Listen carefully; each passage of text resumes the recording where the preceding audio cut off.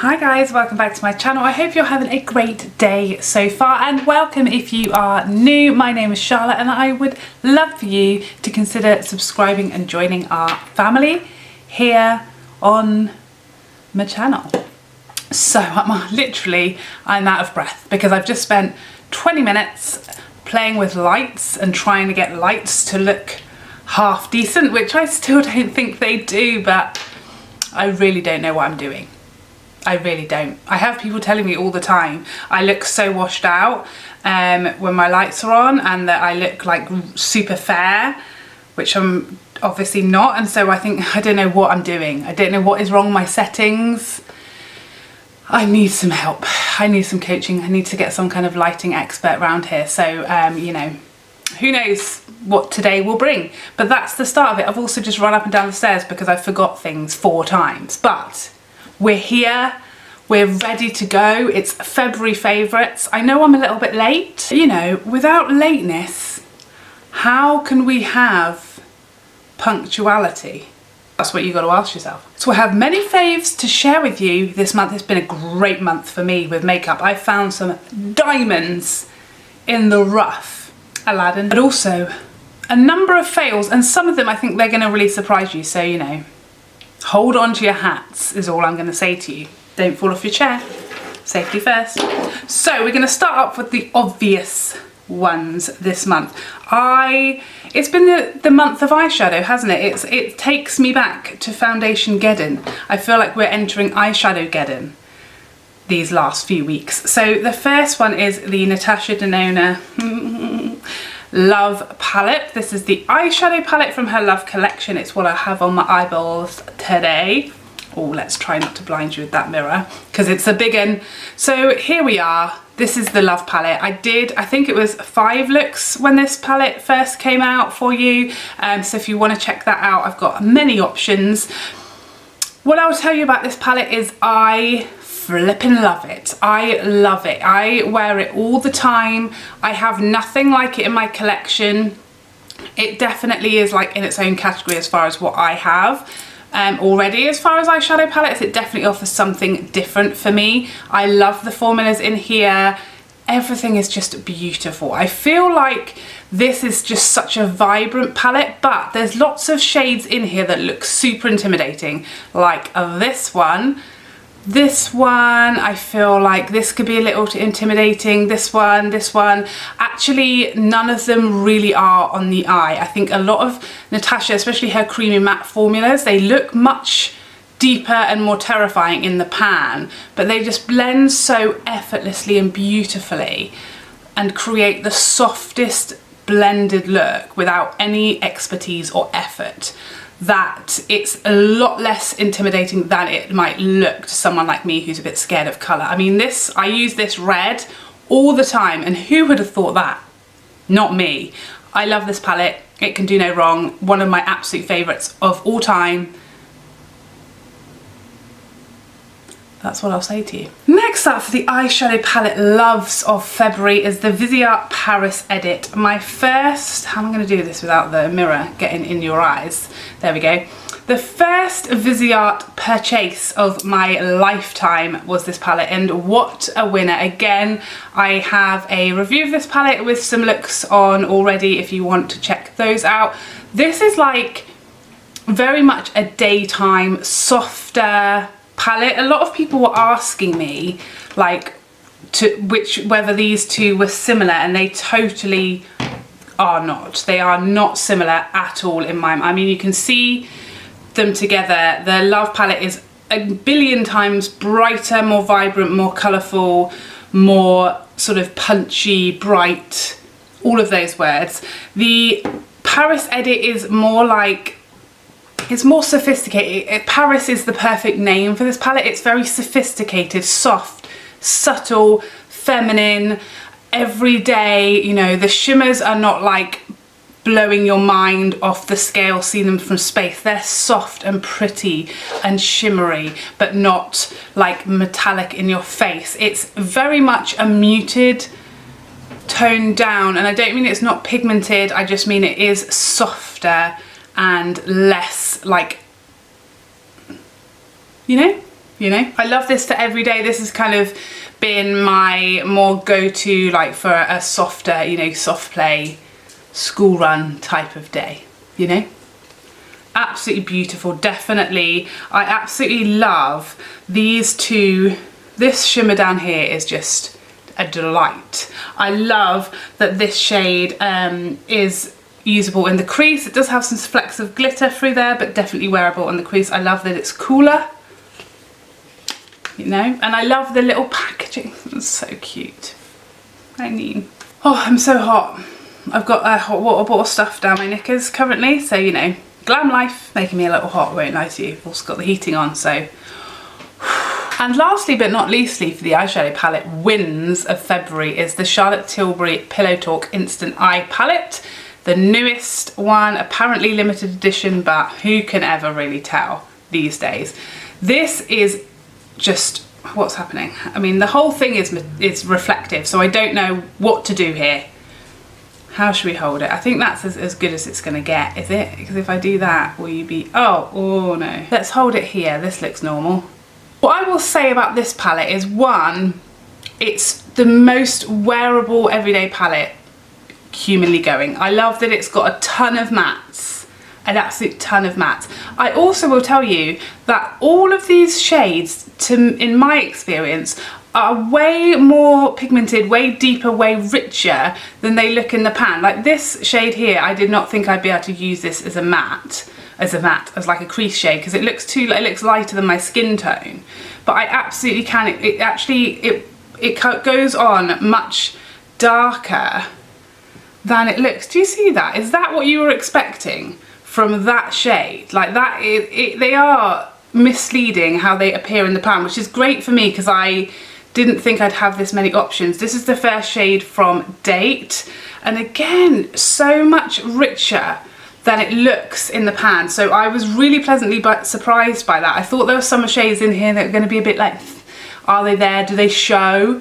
But they absolutely do. Much more pigmented and richer than they look in the pan, which was very surprising. This is my first Charlotte Tilbury full eyeshadow palette. I've only tried like her face palettes that have eyeshadows in them before, or her pencil shadows and also her cream shadows. I've never tried a full eyeshadow powder palette from her before, and I have no regrets. I absolutely love that palette. I'd say if you're trying to choose between the three of, I mean, they aren't really similar. None of these are particularly similar.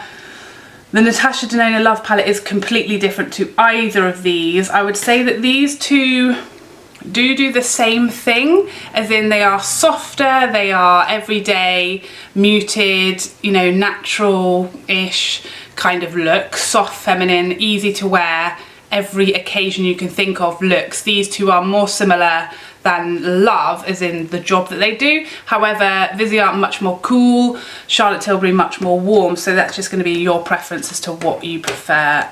Your undertones. For me, I personally love them all. And I don't like to say which one of my children I love the most.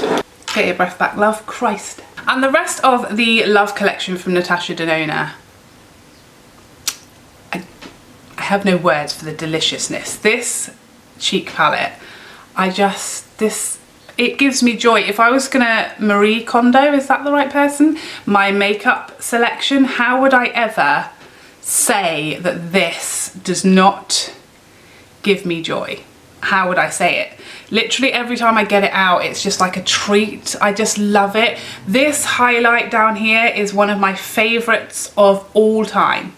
I adore it. It's so bright, but like a glow, not glittery, but super beaming, but it just is wet, that wet look. And you can see there, it's a bit deeper, this palette, as far as the highlights. This is gonna be stunning in summer on tan skin. I'm absolutely stoked to see how this works on my more tan skin. It's got a lovely peachy tone to it. I've got this Super Glow as my blush today, and again I just use it at the high points rather than bringing it too far in, because it is obviously super glowy, funny enough. I mean, I die. I look at that, for crying out loud. It's definitely one, it's just here, I've just blended it out so you can see how it kind of looks on the cheek. It's one that will be too glowy for lots of people as a blush, but for me, absolutely not. I also love the Glow Cream base, although I really have to be in the mood for like a cream blush.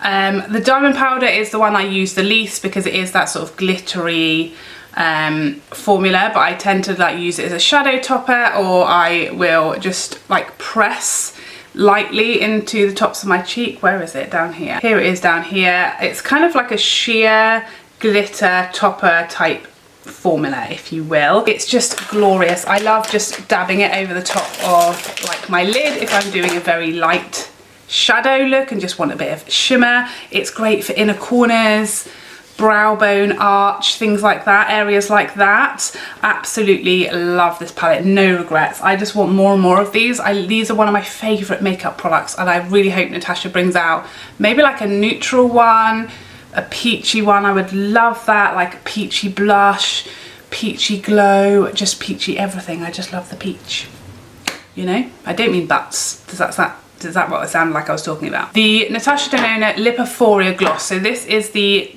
Duochrome Coral shade. Now, I've heard bad things about the other shades. I won't lie to you, this is the only one I picked up as the coral shade. Apparently the other glosses are like a bit sticky and not the best. This one is heaven. If you do not like the minty, you know, that sort of minty, tingly type lip product, that very strong minty scent, don't get it. It is very strong, a very strong scent. Mint, right up your nostrils. That's what I'll say to you. But it is stunning. It doesn't feel gritty, it doesn't feel sticky. I absolutely love this. This is hardly gonna leave my lips come spring, let me tell you. Absolutely love that gloss. This is a bit of a jump the gun moment for me. This is the Charlotte Tilbury Pillow Talk Beauty Light Wand. This is the highlight I have on today everywhere. I put the Super Glow like blush shade from the Love palette as my blush today. But everywhere else, chin, nose, cheekbones, brow, above the brow, whatever you want to call it, down the nose, that's this. It's just the perfect colour. I say I'm jumping the gun because this is only like the second time I've put this on, so I would ideally like to have tried it more to include it in my favourites, but I can't not include it because it was love at first application. It's just so pretty, wet look, glass skin. It's the perfect like tone for my skin tone as well. I absolutely love it. It's just so easy to use. I actually put this on, like I'll do my foundation and then go in with the Beauty Light one because it's just easier than applying it or worrying about applying it over powder. So I'll just do foundation, then go in with my Beauty Light wand, and then I finish the rest of my makeup, and it is just a dewy girl's dream, to be honest. I'm actually sweating. I'm gonna have to take my hot water bottle out. Oh no. Got really, really bad stomach pains today. So although I need the hot water bottle for my stomach pain, it's too hot and I'm gonna die. Now I have two concealers to tell you about that have been rocking my world. I mentioned the Hourglass last month, but it was one of those where it was very new and I, needed to try it more before I fully committed to it being a favourite. Well, let me tell you, I'm ready to commit. You can see I've got two now. They've grown in number, so that's how much I like it. One of my absolute holy grail concealer. Love it. Barely touched my Shiseido or my Estee Lauder since this came along. This is definitely like the best of both worlds of those concealers. And I know I said this in another video, but if you didn't watch that one, I wore this when I went to visit my sister. She lives near the coast, and we went down to the sea, and it was the windiest day of life. My eyes were pouring with tears, obviously. And I got back to the house and I thought, oh my god, imagine what I look like. Looked in the mirror and it had not moved. It was still perfect. It was like fair play to you. That's how I felt. If I'm ever going to a wedding or some occasion where I may cry, this is what's going to go on my under eyes because it is bulletproof. I was so shocked and impressed. I absolutely love it. I now have the shade Dune for summer. At the moment I'm just kind of doing half and half, Sepia and Dune, but Dune will be my summer, and Sepia is a decent winter shade for me at the moment if I want a brighter under eye. And the second current concealer love of my life, which is also multiplied, is the Pat McGrath. So I now have LM10 and LM14. I've got 14 on today. 10 is more of a peachy, it's very bright for me at the moment, but okay. 14 is going to be more like my summer shade. At the moment it's like the colour of my skin, it's probably a little too dark. Like it may even be a shade darker than my foundation, but it'll be perfect in summer. So at the moment I'm just kind of mixing the two together a little bit. The 14 is more of an olive undertone and 10 is peachier. I love this concealer, I think it's beautiful. It is almost identical to the Hourglass. Like if you're asking me to choose between the two, it really depends on just which brand you prefer, because they are, or which has the best colour for you, because I cannot tell you a difference between them. They are identical. They look exactly the same. When I did one under eye of each of these concealers in that video where I was testing to see which I liked the best, by the end of the day, I had to go back and check which was which because there was just no difference. They are incredibly similar. They both cover everything.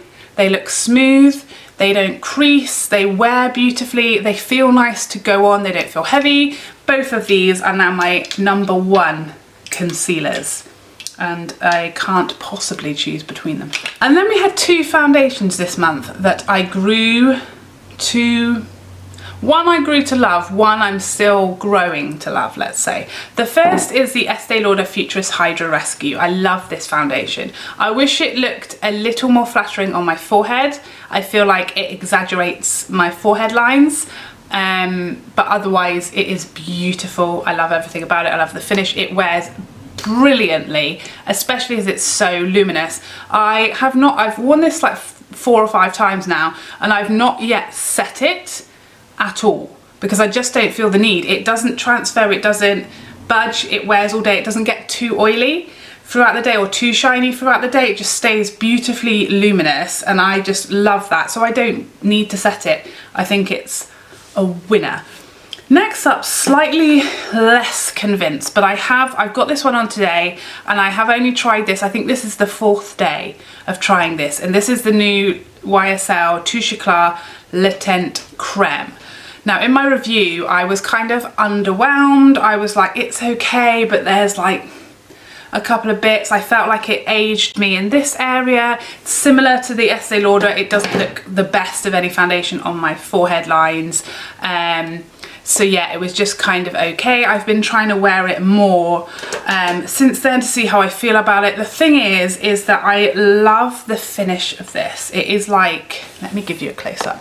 It's that proper glass skin. I have actually set this today lightly with my By Terry powder, but it is still like glass skin in a bottle. I love the coverage. I like the undertone of this foundation.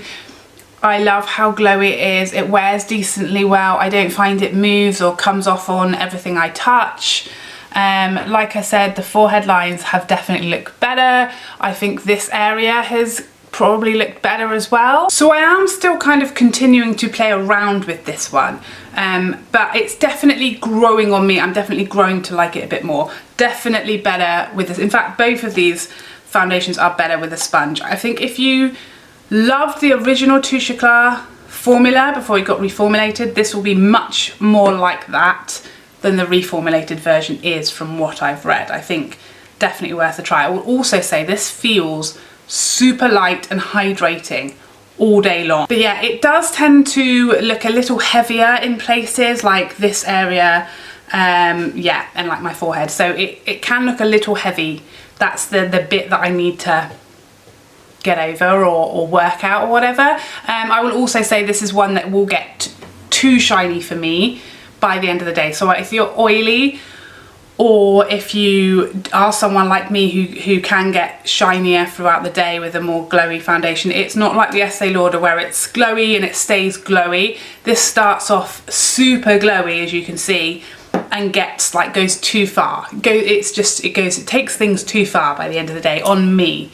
I'm normal leaning oily in the T-zone, and by the end of the day it's like definitely looking too much. So that's something to consider. Next up, the lipstick I've got on today. This is a Pat McGrath She's Heaven. I've wanted this lipstick probably for like a year, and I just keep, it keeps going out of stock everywhere, and then I keep just forgetting to get it when it comes back in, and finally I remembered it came back into stock and I was quick enough to get it. But yeah, it's one that I've just wanted. I feel like it's going to be the for me now. Obviously today you can see it's quite dark. It's definitely not like a nude, it's a darker, richer lipstick, but in the summer this will be more of a nude on me when I'm more tanned, and I really struggle to find the perfect nude for the summer. So this is like a staple. It's so comfortable and smooth on the lips, it's so easy to apply. I absolutely love this shade. And the last favourite of the month, this is the Good Molecules Pure Cold Pressed Rosehip Seed Oil. So this is a facial oil. It says it delivers natural vitamin A and helps restore skin elasticity.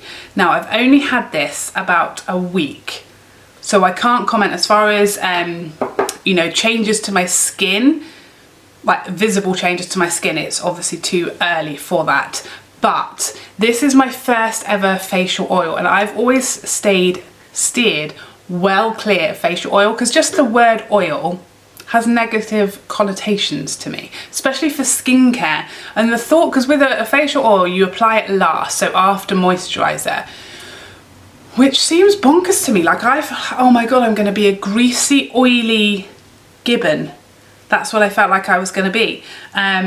It was going to make my makeup separate, it was going to make things slide around, I was going to feel heavy and oily, like I've got, you know, sun cream on my face or something. And I could not have been more wrong. When I first got it, I started only using it at night because that's how scared I was. And it's so not greasy.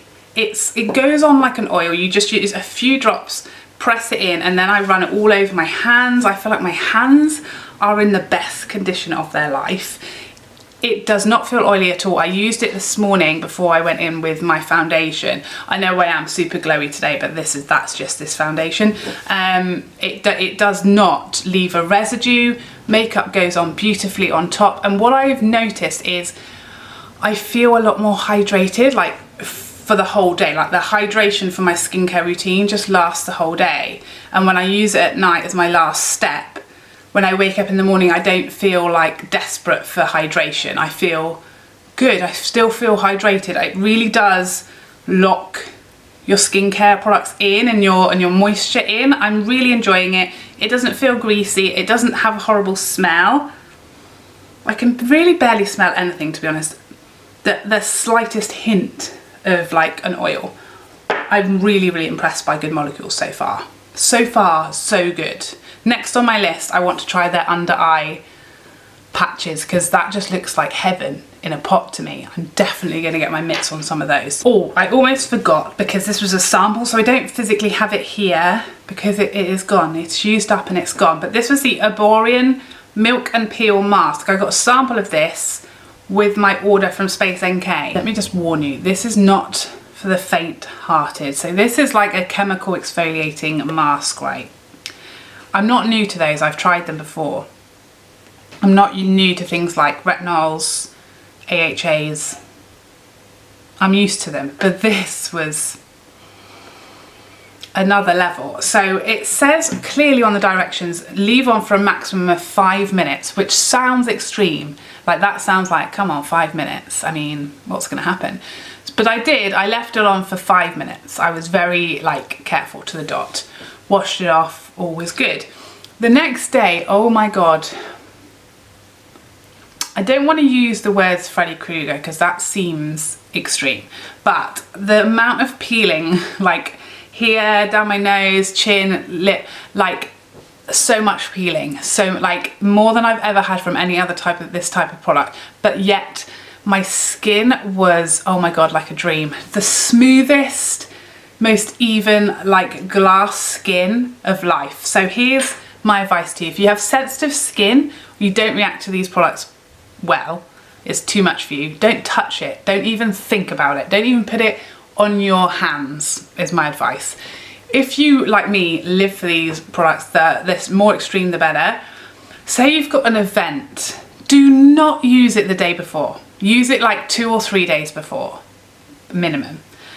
it was amazing. I was so impressed. I absolutely loved it. Nothing has really been that powerful, which, you know, could be a bad thing, maybe.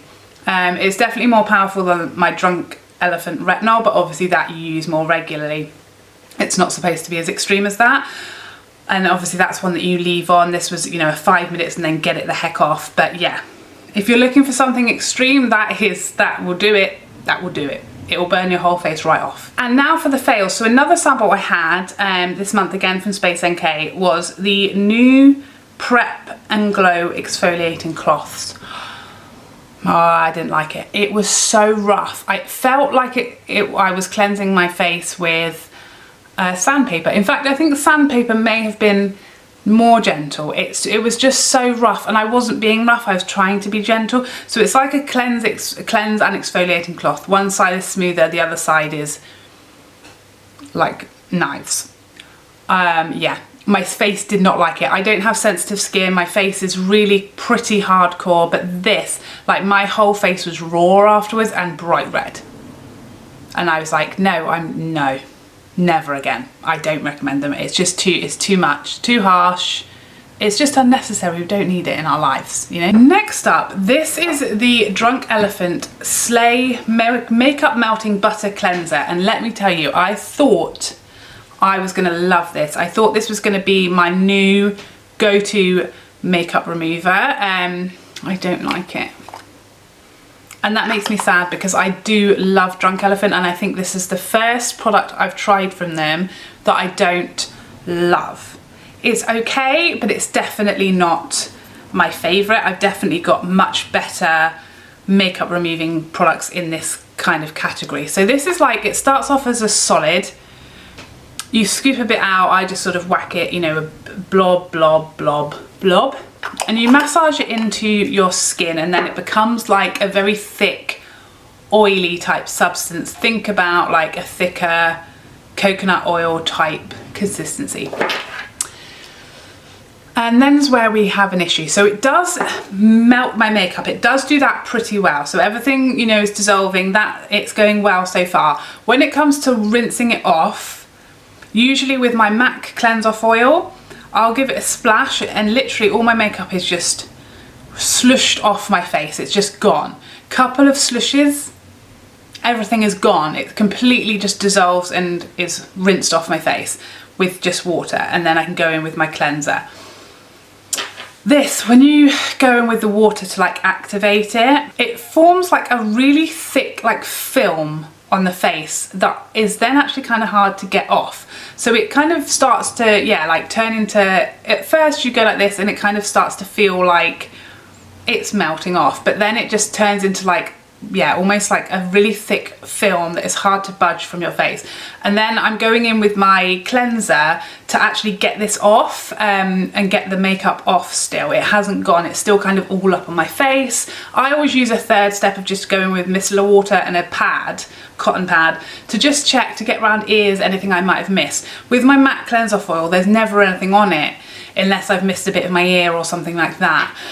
With this, I feel like that's unnecessary. I'm having to use 2 or 3 pads to get bits of makeup that still aren't off, because it's just not as effective at actually taking the makeup off my face. I think it melts it really nicely, but it's still there and it's hard to get it off, honestly. So that was disappointing. And I really wanted to love it. And last but not least, I feel harsh calling this a fail, but this is the NARS Tinted Glow Booster. And the reason it's a fail is it's just a fail for me personally. I don't think it's a fail product. I don't think it's a bad product. I think it pretty much does what it claims to do, which is boost glow.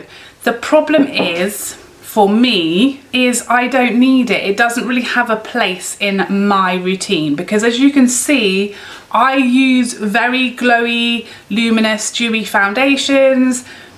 I don't need something to boost the glow. Do you see what I mean? So I've had this on my desk like since I reviewed it, a couple of weeks, and I keep meaning and thinking, oh, make sure I use that, give that a few more tries, you know, keep giving it a go.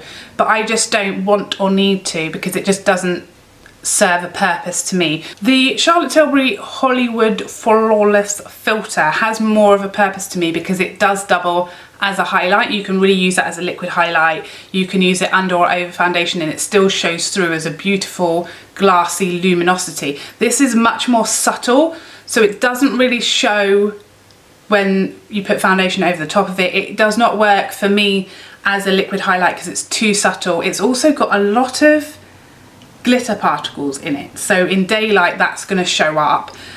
So yeah, for me it does kind of do what it says on the tin. It's much more subtle than the Charlotte Tilbury version, but yeah, it's not so I'm just never going to use it. It's been sitting there for weeks. If I want glow, I use a glowy foundation. I don't understand why you would buy a matte foundation and then have this to make it glowy when there are glowy foundations out there, you know? So there you have it. That is my February that is my February faves and fails. We got there eventually. I'm gonna go and have a lie down because I'm so out of breath I can barely breathe. I hope you enjoyed this video and I would love to see you in the next one. Otherwise, take care for now. Bye bye bye bye bye.